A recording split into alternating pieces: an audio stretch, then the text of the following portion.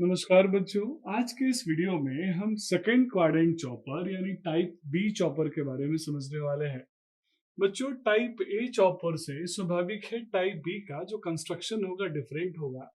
जब हम type B chopper का सर्किट अरेंजमेंट देखेंगे तो इसमें आप यहाँ जैसे देख पा रहे होंगे कि हमने जो डायोड D2 है वो हमने कहाँ कनेक्ट किया बच्चों, सप्लाई वोल्टेज के सीरीज में। और जो लोड है बच्चों यहाँ पे वो इंडक्टिव लोड है और इंडक्टर के साथ साथ हमने एक ईएमएफ लगाया, बैटरी लगाया, तो एल के सीरीज में कनेक्टेड है ई यानी बैटरी।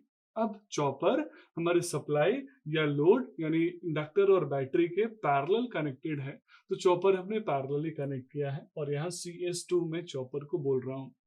जो लोड का क्रॉस वोल्टेज होगा बच्चों वो कितना मैंने लिया, V0, और जो करंट लिया वो कितना लिया, I0। अब आइए इसके ऑपरेशंस को हम समझते हैं। ऑपरेशन में आप देख पा रहे होंगे मोड 1 में जब मैंने चॉपर को ऑन किया, जैसे ही मैंने CS2 को ऑन किया, क्या होगा बच्चों उस कंडीशन में, CS2 के ऑन होते ही CS2 एक शॉर्ट सर्किट की तरफ बिहेव करेगा, ट्रीट करेगा, और उसके शॉर्ट सर्किट होने की वजह से सप्लाई से लोड की तरफ कुछ भी नहीं आएगा, क्योंकि D2 जो है वो रिवर्स बायस हो जाएगा। तो CS2 के ऑन होते ही D2 रिवर्स बायस है। लेकिन आप ध्यान से देखिएगा यहाँ पे लोड साइड में बैटरी है।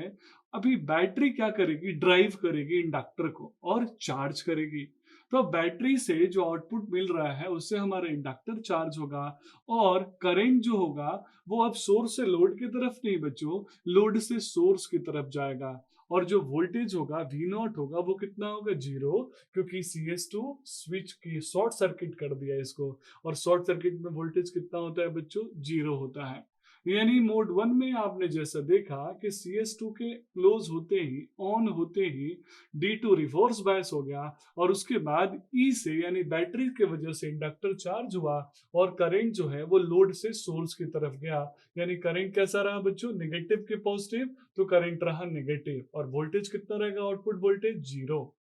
अब मैं क्या करने जा रहा हूं, मैं CS2 को ऑफ करने जा रहा हूं। जैसे मैं CS2 को ऑफ करूंगा, आप देखिए यहाँ पे क्या होगा, CS2 के ऑफ करते ही मेरा जो D2 डायोड था वो D2 डायोड अब चाहेगा रिवर्स बायस रहने के लिए, लेकिन अभी मेरा इंडक्टर भी चार्ज हो चुका है और मेरे पास EM बैटरी भी है।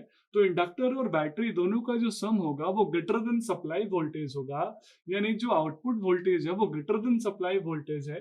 और उस कंडीशन में डायोड D2 कभी भी रिवर्स बायस नहीं होगा, फॉरवर्ड बायस रहेगा, यानी वो काम करेगा।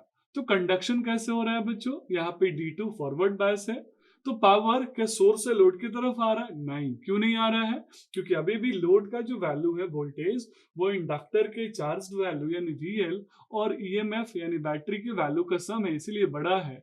और इसीलिए मेरा जो लोड है वो सोर्स की तरफ फिर से करंट भेज रहा है। और इस तरीके से मैं बोल सकता हूं कि जो V0 है वो EMF E प्लस LdI/dt का सम है। और यही रीजन है बच्चों कि इस चॉपर को हम स्टेप अप चॉपर बोलते हैं। यहाँ ध्यान क्या देने वाली चीज है कि इन दोनों मोड्स में जो करंट है, जो I0 है, वो सोर्स से लोड की तरफ नहीं आया बल्कि लोड से सोर्स की तरफ गया, और लोड से सोर्स की तरफ जाने की वजह से करंट का डायरेक्शन नेगेटिव हो गया, और इसीलिए मेरा करंट सेकंड क्वाड्रेंट में आ गया। लेकिन वोल्टेज अभी भी पॉजिटिव है, क्योंकि फर्स्ट केस में वोल्टेज मिला नहीं था, और सेकंड केस में जो वोल्टेज मिला था उसकी वैल्यू ग्रेटर देन किससे है बच्चों, सप्लाई वोल्टेज से, और इसीलिए उसकी वैल्यू क्या है, बड़ी है और वो पॉजिटिव है। तो यहाँ वोल्टेज क्या होगा, पॉजिटिव, करंट क्या होगा, नेगेटिव। तो वर्टिकल एक्सिस पे वोल्टेज लिया, हॉरिजॉन्टल एक्सिस पे करंट लिया, तो उस क्वाड्रेंट को क्या बोलते हैं बच्चों, सेकंड क्वाड्रेंट, जिसमें वोल्टेज पॉजिटिव और करंट नेगेटिव होता है, और इसीलिए इसको बोलते हैं second quadrant chopper, type B chopper, या फिर step up chopper. That's all about this video. Thank you so much.